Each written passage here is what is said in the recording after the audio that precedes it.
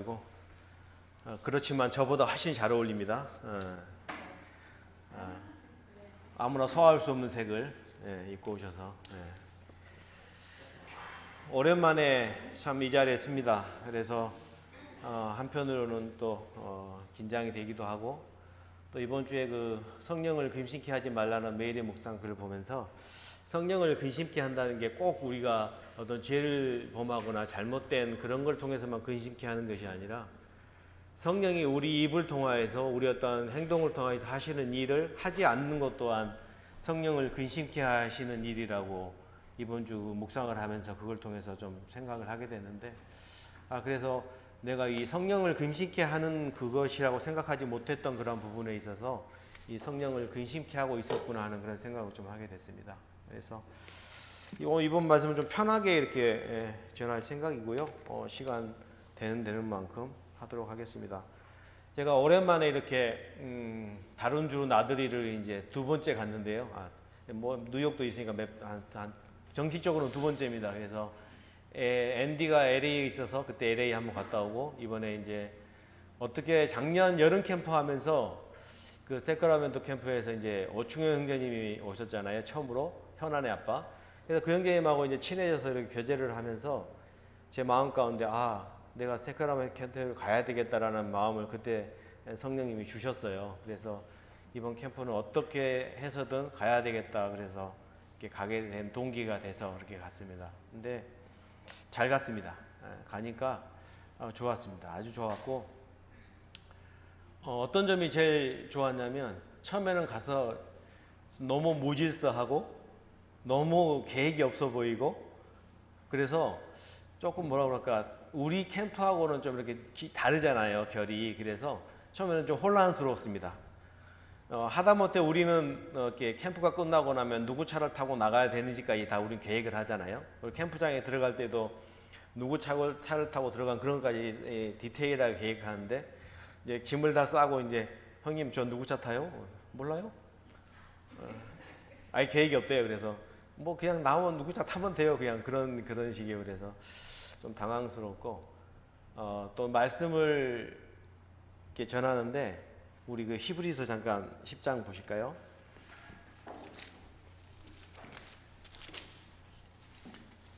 이번 그 주제가 히브리서 10장 23절 24절에 있는데요. 약속하신 분은 신실하시니 우리 믿음의 고백을 흔들림 없이 굳게 붙들자. 또 서로 생각하여 사랑과 선행을 격려하며 이 말씀이 주제였어요. 그러니까 서로 생각하여 사랑과 선행을 격려하여 이게 이제 메인 주제였거든요. 이 주제로 이제 말씀을 이제 한 10분이 이제 전하셨어요. 마지막에 김정준 형제님까지. 근데 이제 저희들의 DCA 모임의 캠프는 이렇게 한 주제 가지고 다른 분이 다 전하는 것이 아니라 각각의 성도들에게 큰 대주제가 있고 소주제를 다 이렇게 주시잖아요. 근데 여기는 그냥 대주제 하나만 놓고 이걸로만 메시지를 다 전하는 거예요. 그래서 첫날 이제 정강 형제님 말씀을 이제 전하셨는데, 약간 이제 뭐랄까 기본에 가까운 말씀을 전하셨어요. 성도가 말씀과 여기 기도가 그 바탕이 되지 않으면 누구를 격려하거나 사랑을 하는 것이 되지 않는다. 그래서 그 어떤 기본적인 바탕을 이제 얘기를 하셨고, 이제 그 다음 말씀자가 이제 준비돼서 말씀을 전하시는데. 조금 뭐라 그럴까 계속 똑같은 그 히브리서 말씀을 펴가지고 거기 오늘도 거기 펴고 내일도 거기 펴고 계속 거기만 말씀을 펴는 거예요. 그래서 조금 제 마음 가운데 이제 교만한 마음이죠. 또 똑같은 말씀이네 하는 그런 말씀을 이게 생각이 딱 들 찰나에 참 신기한 경험을 했습니다. 제가 캠프 가기 전에 제 마음 가운데 좀 생각하고 있었던 그런 단어들이라고 그러잖아요. 말씀을 듣다 보면 그 어떤 함축된 단어가 있잖아요. 그런 단어들이 이제 어떤 메시지를 통해서 전해지기 시작하는 거예요. 그 단어가 전해지고 그 단어를 중심으로 이 말씀을 풀어가는 것이 전해져서 저거 제가 오기 전에 이렇게 묵상했던 그런 부분인데 하면서 좀 굉장히 와닿더라고요. 그리고 이제 저한테도 메시지를 사실 캠프 오기 전에 부탁을 했었어요. 근데 내가 정중하게 이제 이렇게 이제 사절을 하고 이제 캠프를 갔는데 가서도 이제 이제 첫날 이제 아침에 묵상을 하면서 주님이 허락하시면 내가 누군가가 다시 주님이 허락하셔서 부탁을 하면 하겠습니다 하고 이제 그래도 몰라서 이제 아침에 일어나서 묵상하면서 준비를 했던 말씀이 있었어요. 근데도 그때도 내가 이제 이 성령을 근심케 하지 말라는 이 말씀을 이제 최근에 읽으면서 내가 그때도 성령을 근심케 했구나. 분명히 어떤 형제님을 통해서 메시지를 거기에서도 부탁을 받았거든요. 근데 또 거절을 한 거예요. 그래서 결국은 두 번째까지 거절을 해서 이제 제가 이제 안 하게 돼서 다른 분이 했는데, 근데 그날 아침에 내가 준비해준 말씀을 이렇게 노트해 놓은 게 있었거든요. 근데 그거를 LA의 그 김현성 형제님, 그 젊은 형제님이 그 말씀을 이제 증거를 하는 거예요. 그래서 놀랍다. 그래서 어떤 한편으로는 내가 준비했던 그런 내용의 메시지지만 또 저분이 그렇게 해주시니까 또 감사가 됐고, 또 내가 준비했던 그것이 묵상이 되면서 이렇게 참 감사하는 시간이 됐습니다. 그리고 이제 그 젊은 형제로서는 용건 형제하고 이제 현성 형제가 이렇게 했는데, 용건 형제 같은 경우는 참 뭐라고 그럴까요? 그 말씀 전하는 톤이 그 이윤주 형제님 반, 이윤주 형제님 30%, 정광호 양이 정종보 형제님 70%를 닮아가는 그런 느낌을 받았어요. 막 목소리 톤이 높아져가지고 막 저거 하는데, 장인 닮아가는구나. 역시 장인이 전하는 교회에서 장인과 함께 있으니까 그 톤을 닮아가더라고요. 그래서 참 새로운 경험이었고, 그 용건 형제의 메시지는 훌륭했지만 제가 이제 어신원교회 청년들을 우리 자매도 동일하게 얘기했는데, 우리 워싱턴교회 청년 형제들이 메시지를 참 잘 전하는구나 생각을 했습니다. 정말 감사가 됐습니다. 빈말이 아니고요. 왜냐하면 그 스토리텔링이라고 그러잖아요. 어떤 말씀을 놓고 그 말씀을 이렇게 풀어가는 그 해석 능력, 그게 참 중요한데 그것을 참 우리 형제들이 잘하는구나. 그게 참 많이 느꼈어요. 그래서 또 한편으로는 감사가 됐어요. 제 용광자가 훌륭했지만 그런 부분에 있어서는 약간 그 스토리텔링이 안 되고, 이제 말씀을 읽고 또 다른 말씀에 뒷받치는 말씀만 계속 찾다 보니까 너무 많이 찾아가지고 우리 자매는 나중에 집중이 떨어져서 그냥 성경 표기를 포기해버리시더라고요. 내가 옆에서 봤어요. 그래서 아예 성경을 포기해버리더라고요. 너무 많이 찾으니까. 저런 게도 메모해야 되니까 끝까지 찾긴 했는데 정말 그 쫓아다니기 힘들 정도로 많이 막 왔다 갔다 해가지고 힘들더라고요. 그러니까 그런 것도 우리 청년들에게는 좀 많이 훈련이 되어져서 적당하게 말씀을 찾으면서도 그런 스토리텔링을 통해서 이렇게 풀어주는 그런 말씀, 그게 참 우리 청년들에게 훈련이 잘 된 그런 우리 청년들이구나라는 것을 생각을 많이 하게 됐습니다. 그래서 한편으로는 또 감사가 됐고, 또 김현성 형제 같은 경우는 제가 참 그 결혼하기 전부터 이 캠프에서 봤던 그런 형제인데, 지금 LA에 앤디가 있는 교회에서 청년들을 맡고 있거든요.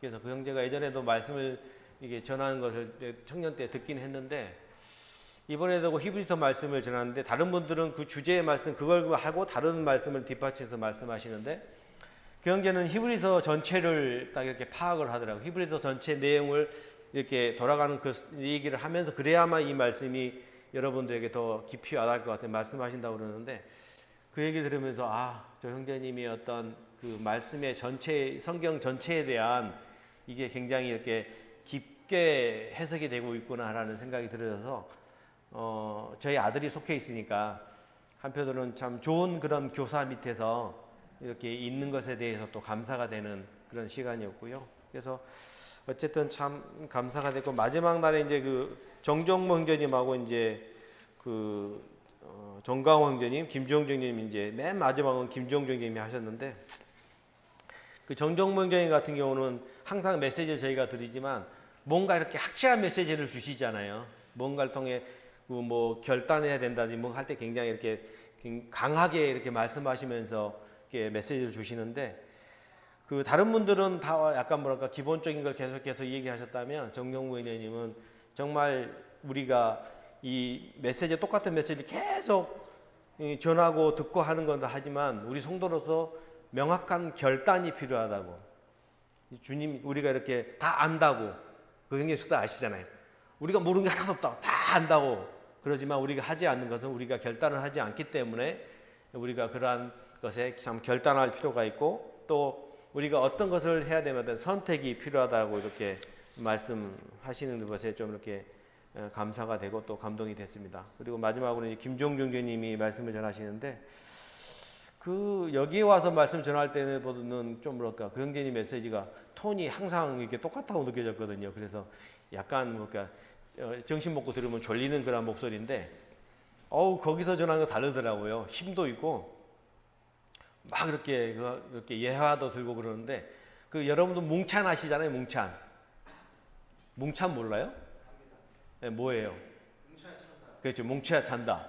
TV 예능 프로그램에 그 연예인들이 각 스포츠계에 종사했던 사람들 레전드들이 모여서 축구를 하는 거예요. 그게 뭉찬이에요. 뭉쳐야 찬다. 그거를 예를 드시면서 그리스도인들은 뭉산이래요. 뭉산이 뭘까요? 뭉쳐야 산다. 그 얘기를 하셨어요. 그러니까 이 그리스도인들이 이렇게 각각의 어떤 흩어진 상태에서 뭔가를 할 수 없다는 거예요. 그러니까 이 교회를 주님의 머리 되신 가운데 교회를 주신 것은 우리가 뭉쳐서 하나된 마음으로 이게 레더스라고 그러는데 이 성경 이 히브리서 말씀에 보면 그게 레더스라는 단어가 함께 다 같이라는 그런 뜻을 내포한다고 그래서 이제 그런 가운데 우리 그리스도인들은 뭉쳐야 산다는 뭉산으로 이렇게 해야 된다는 말씀하시면서 우리에게 확신이 없는 것은 믿음이 없어서가 그렇고 확실하게 저희 그 확신 가운데 저희들이 그런 뭉쳐서 어떤 그리스도인의 일을 해야 된다라고 이렇게 하면서 말씀을 마무리하셨습니다. 그래서 저는 개인적으로 참 처음에는 제 마음 가운데 교만한 그런 마음이 들었지만 어떤 형제님들 그 메시지 들으면서 굉장히 감동이 됐고 좋은 그런 시간을 다녀왔습니다. 그러면서 이제 제가 오늘 나눌 말씀은 아까 히브리서 우리 주제의 말씀을 생각하면서 제가 아침에 묵상하면서 좀 이렇게 준비했던 그런 말씀인데요. 그 말씀을 우리 성도님들과 나누기로 원합니다. 사무엘상 18장입니다. 여러분들 다 잘 아는 말씀인데요.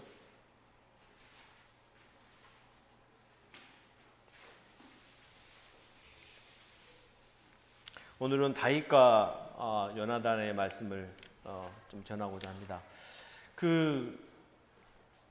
김현성 형제님 말씀 전하면서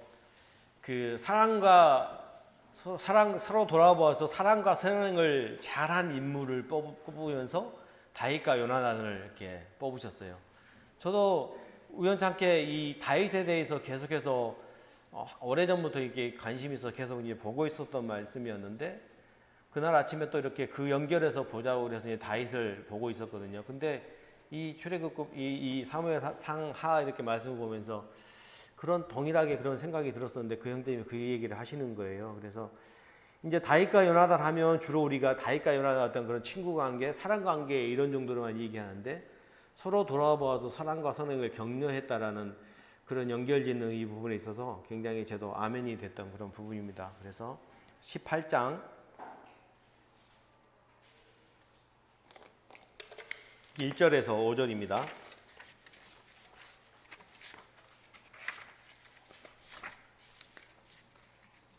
1절에서 5절 제가 읽겠습니다. 조금 오늘 말씀을 위주로 많이 읽겠습니다. 주로 제 얘기하는 것보다 말씀을 많이 읽어서 나누기로 합니다. 1절에서 다윗이 사울과 이 얘기를 끝냈다. 제가 좀 쉬운 말 성경인데요. 좀 이해해 주시고요. 그 뒤에 요나단은 다윗에게 마음이 끌려 마치 제 목숨을 아끼듯 다윗을 아끼는 마음이 생겼다. 사울은 그날로 다윗을 자기와 함께 머무르게 하고 다시 아버지 집으로 돌아가지 못하게 하였다. 요나단은 제 목숨을 아끼듯이 다윗을 아끼어 그와 가까운 친구로 지내기로 굳게 언약을 맺고 자기가 입고 있던 겉옷을 벗어서 다윗에게 주고 칼과 활과 허리띠를 모두 다윗에게 주었다. 다윗은 사울이 어떤 인물을 주어서 보내든지 맡은 일을 잘 해냈다. 그래서 사울은 다윗을 장군으로 임명하였다. 온 백성은 물론 사울의 신하들까지도 그 일을 마땅히 여겼다. 여기 이제 요나단이 다윗에게 마음이 끌려 그랬는데 여기 같은 남자에게 마음이 끌렸다니까 좀 이상하게 요즘 세상으로 이상하게 해석될 수도 있는 거잖아요. 전혀 그런 게 아니고요. 앞으로 좀 넘어가서 17장 한번 넘어가 볼까요? 어떤 것으로 이 요나단이 다윗에게 마음이 끌렸니? 몇 구절만 보고 있습니다. 32절입니다. 32절 보면요. 다윗이 사울에게 말하였다. 누구든지 저자 때문에 사기를 잃어서는 안 됩니다. 임금님의 종인 제가 나가서 저 블레셋 사람과 싸우겠습니다. 그 유명한 이제 골리앗 전투, 골리앗 앞에서 이스라엘 백성들이 마음이 놓아서 막 두려움에 떨고 있을 때 다윗이 양치기였던 다윗이 그 형을 보러 왔다가 이 참 하나님의 백성을 조롱하는 그러한 장면을 보면서 이 다윗이 이렇게 사울 앞에 불리게 돼서 사울 앞에서 고백하는 그런 장면입니다. 36절입니다. 36절, 37절.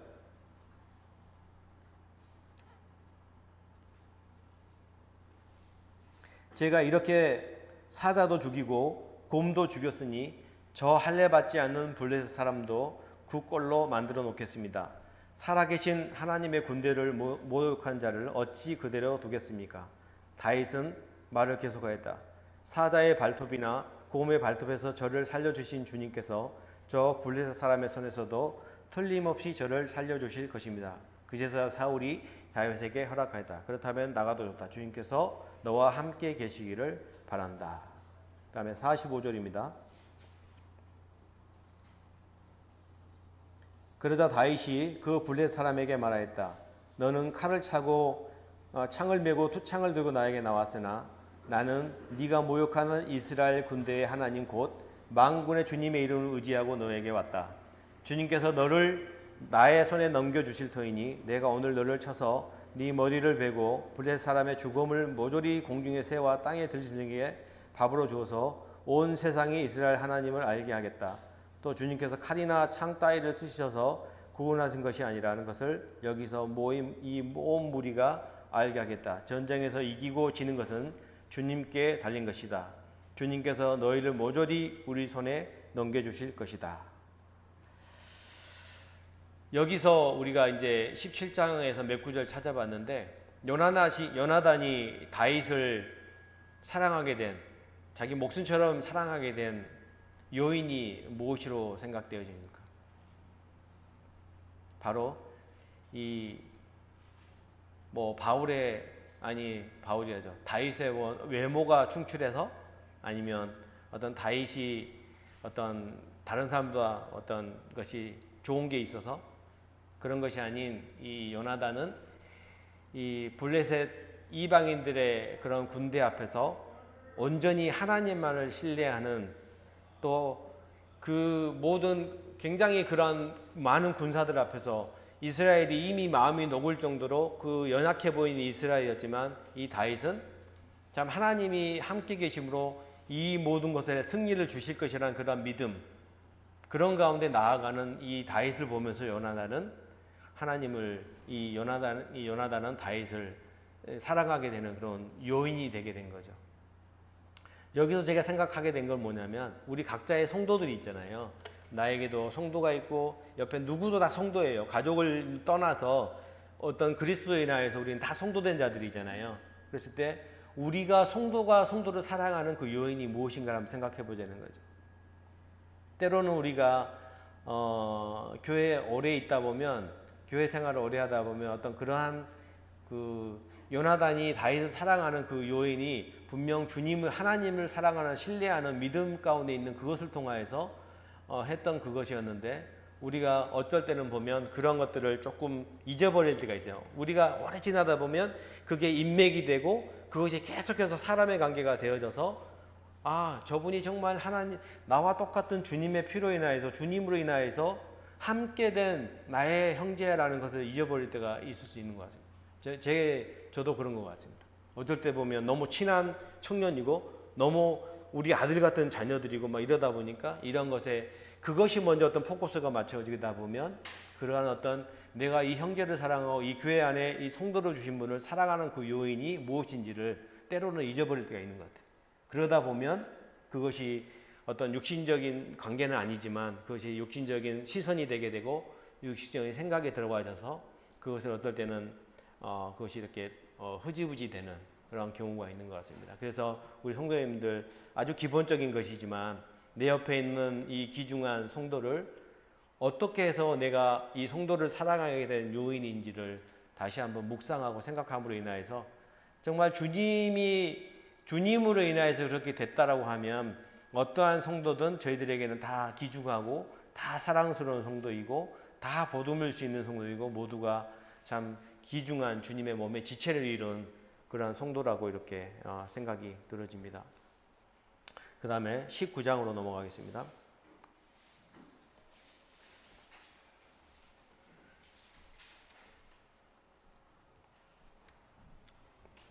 19장 이것도 조금 긴데요. 빨리 읽겠습니다. 1절에서 7절까지 읽겠습니다. 사울은 자기 아들 요나단과 자기의 모든 신하들이 듣는 데서 다윗을 죽이겠다고 말하였다. 사울의 아들 요나단은 다윗을 매우 좋아하고 있었으므로 다윗에게 이것을 기띔하여 주었다. 나의 아버지 사울이 자네를 죽이려 하니 나의 말을 듣게. 자네는 내일 아침 일찍 몸을 피하여 외진 곳으로 가서 숨어 있게. 자네가 숨어 있는 들로 아버지를 모시고 나가서 내가 아버지 곁에 붙어 다니다가 기회를 보아 자네의 일을 아버지께 여쭈어보고 거기에서 있었던 일을 내가 곧 자네에게 알려주겠네. 요나단은 아버지 사울 앞에서 다윗을 좋은 점들을 얘기하였다. 그는 사울에게 말하였다. 아버지께서는 아버지의 신하 다윗을 해치려고 하십니다만 이런 죄를 지으시면 안 됩니다. 다윗은 아버지께 죄를 지은 일이 없습니다. 오히려 다윗은 아버지를 도와서 아주 좋은 일들만 했습니다.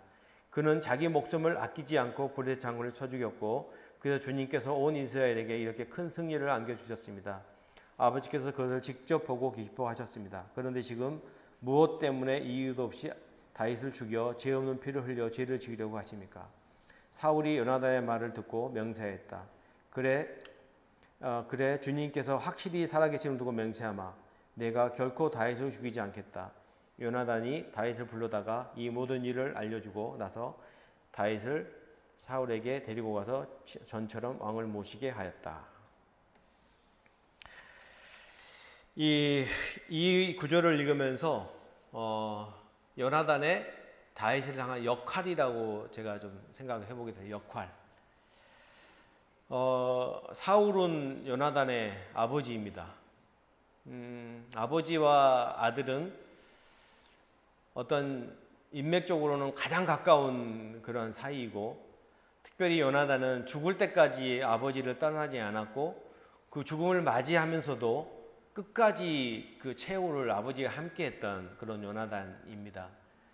그런 점에서 굉장히 아버지가 어떤 그러한 악한 영에 이렇게 이끌려서 그런 나쁜 어떤 그런 것도 했지만 요나단은 끝까지 아버지를 이렇게 했던 그러한 요나단을 생각할 때 이 요나단이 이 다윗을 사랑함으로 인하여서 또한 아버지를 배반할 수도 있는 거잖아요. 아버지가 잘못된 길로 가고 있었기 때문에. 그러나 이 요나단의 마음 가운데서는 끝까지 어떤 아버지의 마음을 돌이키고 또한 자기가 사랑하는 다윗을 지키고자 하는 그런 두 마음을 다 이렇게 하고자 했던 이 마음이 이 구절에서 나타납니다. 쉽지 않은 일이라고 생각이 들어집니다. 우리가 방금도 그런 인맥적인 그런 얘기를 했지만 나에게 가족이 있습니다. 우리에도 이제 준소도 있고 앤디도 있고 우리 자매도 있고 나 있지만 나에게도 가족이 있습니다. 그렇다면 우리가 모임에서 어떠한 일을 겪었을 때 우리 가족에 관련된 그러한 것이었을 때 정말 이것을 정말 칼로 이게 두부를 베듯이 싹둑 잘라가지고 어떤 이 가족의 관계를 끊으면서까지 어떤 교회를 위해서 여러분들은 그것을 결단하실 수 있으세요? 쉽지 않은 일이죠. 정말 쉬운 일이 아닙니다. 이거는 우리가 이 어떤 육의 관계 가운데 맺어진 그런 관계이기 때문에 이것은 쉬운 일이 절대 아닙니다. 저도 최근에 어떤 그런 겪은 그런 일을 통해서도 경험했듯이 절대 쉬운 일이 아닙니다. 근데 이 요나단은 지금 그러한 것을 이 다윗을 사랑한 다윗을 향하여서 다윗 때문에 아버지 앞에서 다윗을 변호하는 겁니다. 아버지도 그 변호를 통해서 변화되길 바라고 다윗을 죽이는 마음이 변화길 마음으로 변호하는 거예요. 우리가 이 변호하는 입장에서 보면 이 요나단의 중심이 어디에 있냐면 아버지 쪽도 치우치지 않고 다윗의 마음 쪽으로 치우치지 않고 중립적인 마음으로 지금 이 변호를 하고 있습니다. 우리도 어떤 성도들 간의 그런 관계, 교회 가운데 있어서도 분명한 이 교회는 주님의 머리대신과 몸된 교회를 얻었지만 우리가 아직까지는 안전치 않는 육신의 몸으로 있기 때문에 우리도 연약함이 분명히 다 있습니다. 누구에게나 연약함이 있습니다. 그렇기 때문에 문제가 당연히 있는 게 교회 안에 문제가 있는 게 당연하고요. 그랬을 때 우리가 그 문제를 중심에 두고 어떤 성도 간에 문제가 있을 때 어떠한 자세를 취해야 되는가 한번 생각해 보는 것도 좋을 것 같습니다. 그래서 정말 내가 그 하나님의 말씀의 중심을 딱 잡아두고 그 사건에 어떤 문제에 접근하는가, 그런 것들을 한번 생각해 볼 수 있는 거죠. 그랬을 때 내가 혹시 아까 말한 대로 가족이기 때문에 마음이 치우치고 친구이기 때문에 마음이 치우치고 일방적으로 한쪽으로만 치우치지 아니한가, 이런 것도 한번 생각해 볼 수 있는 거죠. 그래서 어떠한 뭔가의 문제가 발생했을 때 그거에 대해서 명확하게 하나님의 말씀과 진리와 교회를 위한 주님이 주신 그 기준이 무엇인가를 그것을 생각하고 우리가 행동을 하게 되면 한쪽으로 치우치는 그러한 것에 우리가 우리를 지킬 수 있는 그런 것이 된다고 생각이 들어집니다. 20장입니다. 너무 말씀을 많이 차해서 죄송합니다. 20장 이번엔 너무 길어서요. 1절에서 17절인데 제가 중간중간 좀 다 아는 내용이기 때문에 먼저 4절이요. 요나단이 다윗에게 제안하였다. 자네의 소원을 말해보게. 자네를 돕는 일이면 무엇이든지 하겠네. 이제 사울이 다시금 이제 다윗을 죽이려고 했을 때 이제 이렇게 나오는 그런 말인데요. 그 다음에 12절입니다. 12절 뒤로 가셔서 12절부터 17절입니다. 요나단이 다윗에게 약속하였다. 주 이스라엘의 하나님이 우리의 증인이시네. 내가 내일이나 모레 이맘때 아버지의 뜻을 살펴보고 자네에게 대하여 좋게 생각하신다면 사람을 보내어 알리겠네. 아버지가 자네를 해치려 한다는 것을 내가 알고도 그것을 자네에게 알리지 않아서 자네가 안전하게 피신하지 못하게 된다면 주님께서 이 요나단에게 무슨 벌을 내리셔도 달게 받겠네. 주님께서 나의 아버지와 함께 계셨던 것처럼 자네와도 함께 계시기를 바라네. 그 대신 내가 살아있는 동안은 내가 주님의 인자하심을 누리며 살 수 있게 해주게. 내가 죽은 다음에라도 주님께서 자네 다윗의 원수들을 이 세상에서 다 없애버리시는 날에라도 나의 지방과 의리를 끊지 말고 지켜주게. 그런 다음에 요나단 다윗의 지방과 언약을 맺고 말하였다. 주님께서 다윗의 원수들에게 보복하여 주시기를 바라네. 요나단은 다윗을 제 몸처럼 아끼는 터라 다윗에게 다시 명세하였다. 네, 여기까지입니다. 그다음에 42절 한 구절 보겠습니다. 42절.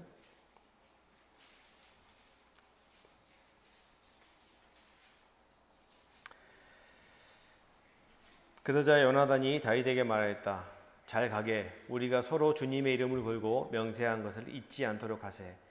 주님께서 나와 자네 사이에서뿐 아니라 나의 자손과 자네의 자손 사이에도 길이길이 증인이 되실 것에. 다윗이 일어나 길을 떠났고 요나단은 성 안으로 들어갔다. 여기서는 이 말씀을 보면서 요나단이 지금 누구의 이름을 들어서 증인을 세우고 있죠? 누가 다윗과 자기와 다윗 사이의 증인이라고 말씀하시죠? 여호와. 그렇죠. 하나님이 증인이시라고 말씀하시고 계십니다. 이 증인이란 말은 사실은 굉장히 무서운 말입니다. 왜냐하면 요나단이 조금이라도 다윗에게 거짓이 있었다라면 거짓하는 것 가운데 이 여호와를 세웠다면 요나단은 죽음을 당할 수도 있습니다. 근데 요나단은 하나님과 여호와 주님을 증인으로 삼았습니다. 그것은 그만큼 그가 하는 고백이, 그가 하는 어떤 입술의 모든 말들이, 그가 하는 행동이 모두 다 하나님과 주님 앞에서 진실했다는 거죠. 진실했기 때문에 그가 명확하게 여호와와 이름을 들어서 증인을 세울 수 있었다는 거죠. 그만큼 한 톨에 하나의 잘못도 없이 그것은 모든 게 진실이었기 때문에 그렇게 할 수 있었다는 거죠. 여기서 생각해 볼 수 있는 것은 우리가 말하고 있는, 우리가 행동하고 있는 모든 것을 누가 보고 계시죠? 그렇죠. 하나님이 보고 계시고 우리는 주님이 보고 계시잖아요. 저를 비로소 얘기하는 겁니다. 여러분들 상관없을 수 있으니까. 우리가 때로는 어떤 일을 하다 보면, 교회에 있다 보면, 어떨 때는 보면 내 중심적인 사고가 되다 보면, 내 중심에 두고 그거를 판단하고 구별하다 보면, 어떨 때 보면 조금 말을 애곡할 수도 있고, 조금 과장할 수도 있고, 이럴 수도 있는 거잖아요. 그럼 그것은 보면 이 연하단에 비교했을 때 그게 하나님을 두고 맹세할 수 있는 일인가요? 아닌 거죠. 주님이 내 증인이라고 말할 수 있는 거죠? 있나요? 아닌 거죠. 그러면 우리는 주님 앞에서 어떤 성도, 교회 중심적으로 얘기하는 거니까요. 성도를 대할 때나 성도의 무슨 말을 할 때 내가 먼저 주님 앞에서 내가 주님이 나의 증인됨을 인정할 수 있는 만큼 그러한 마음으로 내가 말하고 있고 행동하고 있는지를 이 말씀을 통해서 한번 생각해 볼 수 있는 것 같습니다. 시간이 많이 됐네요, 벌써. 그러면 20장입니다. 빨리 지나가겠습니다. 20장 30절입니다.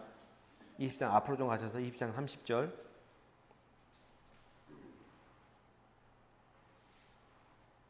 (30절에서) 34절인데 사울이 요나단에게 화를 내면서 소리쳤다. 이 패역무독한 계집의 자식아, 내가 이새의 아들과 단짝이 된 것을 내가 모를 줄 알았더냐. 그런 녀석과 단짝이 되다니 너에게도 부끄러운 일이고 너를 낳은 내 어미를 발가벗기는 망신이 될 뿐이다. 이새의 아들이 이 세상에 살아있는 한은 너도 안전하지 못하고 너의 나라도 안전하지 못할 줄 알아라. 빨리 가서 그 녀석을 당장에 끌어오너라.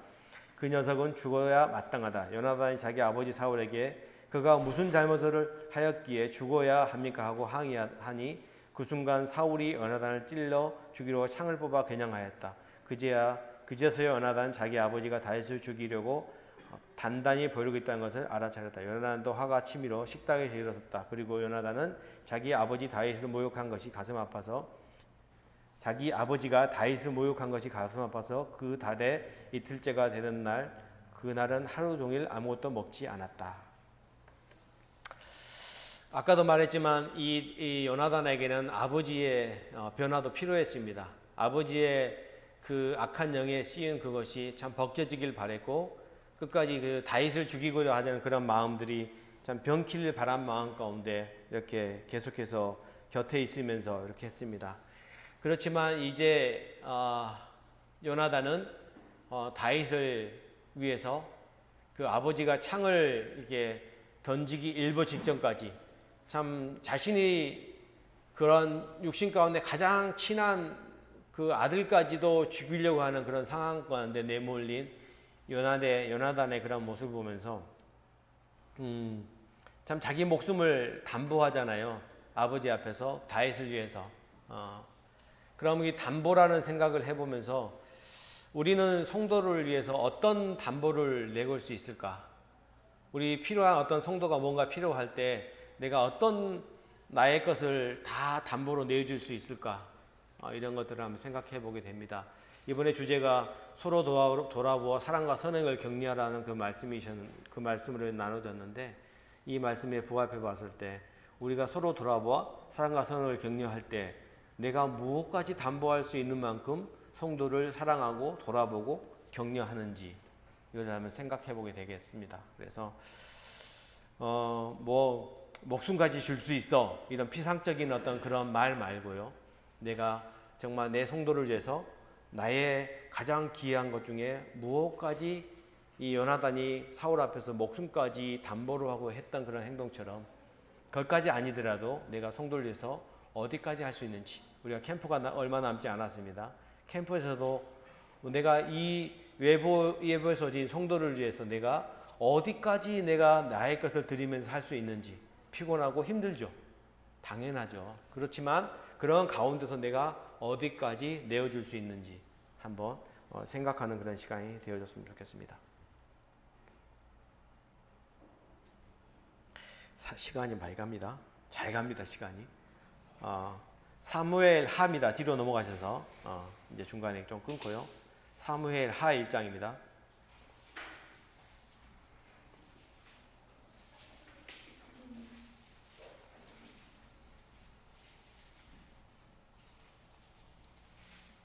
사무엘하 1장은 이제 그 사울과 요나단이 죽습니다. 그죠? 전쟁에 나가서 그 이방 군대의 칼에 찔려서 죽는 장면이고요. 원래 11절과 12절 먼저 읽겠습니다. 1장 11절과 12절. 이게 짧으니까요. 이제 그 죽었다는 소식을 듣고 이제 다윗이 슬퍼하는 장면인데 11절입니다. 그러자 다윗이 슬픔을 억누르지 못하여 자기의 옷을 잡아 찢었고 그와 같이 있던 사람들도 모두 그렇게 하였다. 그리고 그들은 사울과 그의 아들 요나단과 주님의 백성 이스라엘 가문의 칼에 맞아 쓰러진 것을 슬퍼하면서 해가 질 때까지 울며 금식하였다. 그리고 집에 가셔서 혹시 12절부터 27절까지 있는 다윗이 그 사울과 요나단과 이스라엘의 그러한 죽음을 두고 애도하는 그런 시인데요. 그 한번 읽어보시면 좋을 것 같고요. 여기 보면 이제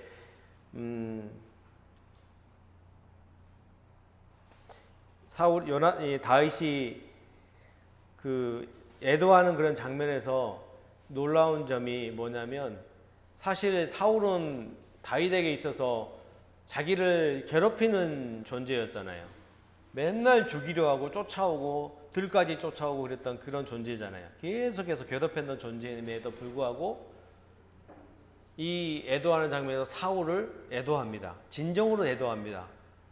진정으로 그 원망하거나 사울이 뭐 나빴던 거 이런 것들을 한 단어도 넣지 않습니다. 사울은 빼고 요나단과 이스라엘 군인들만을 위해서 애도했다라면 우리 입장에서는 충분히 이해가 되지만 자신을 죽이려고 했던 사울을 포함해서 이스라엘과 요나단 전체를 애도를 합니다. 참 우리 입장에서 이해가 안 되는 부분이잖아요. 정말 몇 번을 죽이려고 했던 그러한 자신을 죽이려 했던 그러한 사울에서 애도하는 그런 장면. 그리고 더 뒤에 이제 아까 읽어보란 그 구절에서는 정말 구구절절 참 진정으로 그 애도하는 그런 장면에서 우리라면 한 번이라도 이 사울의 나쁜 점을 애도는 99% 하고 1%라도 이렇게 할 수 있을 것 같은데 조금이라도 덧붙여도 될 것 같은데 한마디도 그런 분이 덧붙이지 않습니다. 왜 그랬을까라는 생각을 해보게 됐습니다. 왜 그랬을까?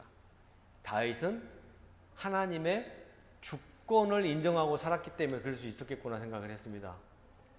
왜냐하면 자기에게 사울이 죽이려고 했던 그런 모든 것을 또 요나단이 자기를 사랑했던 그 모든 것을 이 다윗은 하나님의 주권 가운데 있음을 인정했기 때문에 그것을 다 인정했기 때문에 자기 자신의 그런 죽음까지 내몰렸던 그런 상황이 억울하지 않았고 그것이 원망으로 돌아오지 않았던 거죠. 정말 어려운 일입니다. 누군가 나에게 비난하면 당연지사 우리는 그 비난을 또 비난으로 받아들이게 되고 그것을 되돌리고자 하는 그런 마음이 육신 가운데 있습니다. 근데 다윗은 그렇지 않았다는 거죠. 우리가 생각해 볼 것은 우리가 모임 안에서도 어떤 성도에게 어려운 말을 들을 수도 있고 어떤 성도에게 어떨 때는 핀잔도 들을 수 있고 어떨 때는 권면을 들을 수도 있습니다. 그런데 그럴 때 어떠한 자세로 우리가 그것을 받아야 되는지를 생각해 볼 수 있는 것 같습니다. 이 자세에서 하나님이 주권하에 있다면 이것 또한 하나님이 허락하신 가운데 나에게 있는 일이야라고 받아들일 수 있다면 참 좋을 것 같습니다. 그러면 내 스스로가 그것에서 주님으로부터 위로를 받고 평안을 깨치지 않는 그러한 경우가 된 것 같습니다. 마지막으로 좀 길어서 죄송합니다. 사무엘하 9장만 잠깐 보고 마치겠습니다. 마지막입니다.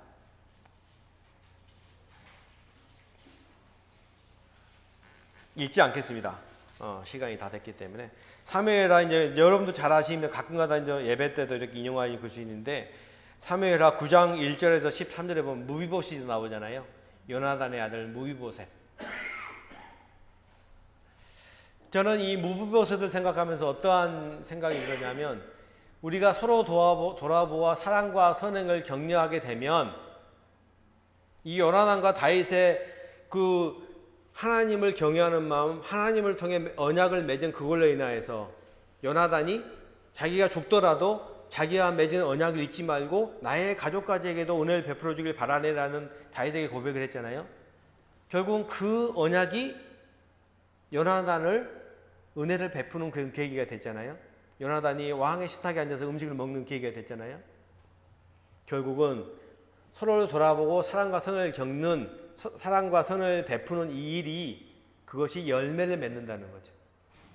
요나단과 다윗이 그 열매가 무비보셋인 것처럼 저희들에게도 당장의 어떤 열매나 당장의 뭔가 보이지 않더라도 우리가 꾸준히 주님의 이름으로 사랑과 선행을 서로 돌아보고 격려하게 되면 그것이 내가 보이지 않는 어떠한 부분에서 그것이 열매로 나타난다는 거죠. 우리 자매가 이번에 LA 교회에 가서 우리 이제 자녀가 거기 속해 있기 때문에 LA 교회를 방문해서 거기를 통해서 많은 감동을 받고 왔어요. 성도님들이 굉장히 사랑으로 돌봐주고 굉장히 그것을 끊임없이 앤들을 보살피는 그러한 장면을 보면서 굉장히 감동을 받고 왔어요. 자, 그렇다면 그 감동으로 끝날까요? 아니잖아요.